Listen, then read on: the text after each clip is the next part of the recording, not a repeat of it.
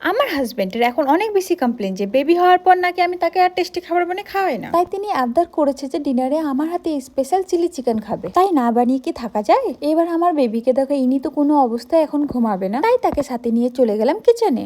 আমার ফ্রিজে সবসময় চিকেন রাখা থাকে, তাই হুট করে কোনো কিছু বানাতে হলে আমার প্রবলেম হয় না, আর বাজার যাওয়ার ঝামেলাও থাকে না। এখন আমি চিকেনটাকে একটা বড় বাটির মধ্যে নিয়ে চিকেনটার মধ্যে সব ধরনের মশলা নিয়ে চিকেনটাকে মেরিনেট করবো। জানো তো আমার রান্না করতে খুব ভালো লাগে, কিন্তু একা একটা ছোট বাচ্চা নিয়ে সংসার সামলিয়ে অনেক কিছু করতে চাইলেও এখন আর আমি পারি না। ডেইলি ভাবি যে বাবুকে ঘুম পাড়িয়ে কিছু কাজ করবে, কিন্তু না, উনি আমাকে ছাড়া ঘুমাবে না। যতক্ষণ আমি ওর পাশে থাকবো উনি ততক্ষণ ঘুমাবেন, আমি উঠে গেলে ও সাথে সাথেই উঠে যাবে। আচ্ছা, তোমাদেরও সাথে কি এমন হয়? আর কার কার বেবি এমন করে আমাকে কমেন্ট সেকশনে জানিও। এবার অনেক গল্প হলো, ব্যাক টু রান্না।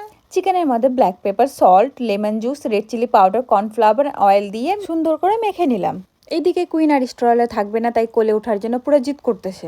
জানো তো, আগে যখন কুইন ছিল না তখন আমি রান্না করার সময় ব্যাকগ্রাউন্ডে কোনো গান বা কার্টুন চালিয়ে দিতাম, কিন্তু কুইন আসার পর এখন ওর সাথে কথা বলতে বলতে আমার যে রান্না কখন হয়ে যায় বোঝাই যায় না। আমার হাতে সময় কম ছিল, তাই চিকেনটা ফ্রিজে 10 মিনিটের জন্য ম্যারিনেট করতে রেখেছিলাম। চিকেন পকোড়া ভাজার গন্ধ পেয়ে এদিকে বাবা মেয়ে চলে এসেছে আমার কাছে পকোড়া চাইতে। আমি যতবারই চিলি চিকেন বানাই না কেন, অ্যাজ আ পকোড়া হিসাবে ভাজার সময় আমার হাফ খেয়ে ফেলি। আমাদের মতো তোমরা কারা কারা করো অবশ্যই আমাকে কমেন্ট সেকশনে জানাবে। এদিক যতক্ষণ বাকি চিকেন ফ্রাই হচ্ছে ততক্ষণ আমি সব সবজি কেটে নিচ্ছি, আর সাথে খাওয়ার জন্য রুটির ডোটাও রেডি করে নিলাম। একটা বড় কড়াই নিয়ে তার মধ্যে ফোড়ন হিসাবে রসুন কুচি, শুকনো লঙ্কা আর তেজপাতা দিয়ে দিলাম। তারপর একে একে সব কেটে রাখা সবজি দিয়ে কিছুক্ষণ ভাজতে হবে। ভাজা হয়ে গেলে তার মধ্যে ভেজে রাখা চিকেনগুলো দিয়ে কিছুক্ষণ নেড়ে চেড়ে থেকে বানিয়ে রাখা সসটা দিয়ে দিলাম। আমার বর যেহেতু কিছুটা গ্রেভি টাইপের চিলি চিকেন পছন্দ করে, তাই তার মধ্যে আমি কিছুটা জল দিয়ে দিলাম।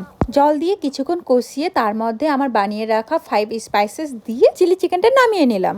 আমার হাজবেন্ডকে রুটির সাথে ধনেপাতা চাটনি না দিলে ওর খাবারটা কোনো মতেই জমে না। চাটনির মধ্যে আমি একটু জিঞ্জার দিই, কিন্তু আজকে সময় নেই বলে আর দিলাম না। জানো, আমার হাজবেন্ডের একটা খুব সুন্দর হ্যাবিট আছে। উনি আগে থেকে বানিয়ে রাখা রুটি খেতেই পারে না, সে আমি 10 মিনিট আগে বানাই না কেন। তাই তার জন্য আমাকে একটা করে রুটি বানাতে হয় আর তাকে দিতে হয়। আজকে সব রুটি ফুলতে ছিল, সেটা দেখে তো আমি বিশাল খুশি। আর সোনু আমাকে বলতেছিল, যাক, অতদিনকার পর তুমি এখন পারফেক্ট রুটি বানাতে শিখে গেছো। এইটা শুনে আমার দিল তো পুরো গার্ডেন গার্ডেন হয়ে গেছিল। এই রুটি সেকতে গিয়ে আমি কতবারই না যে হাত পুড়িয়েছি। সোনু তো ডিনারটা একদম জমে ক্ষীর। যাই হোক, খুব তাড়াতাড়ি একটা নতুন ভিডিওতে দেখা হচ্ছে। টিল দেন, বাই বাই, ভালো থেকো সবাই।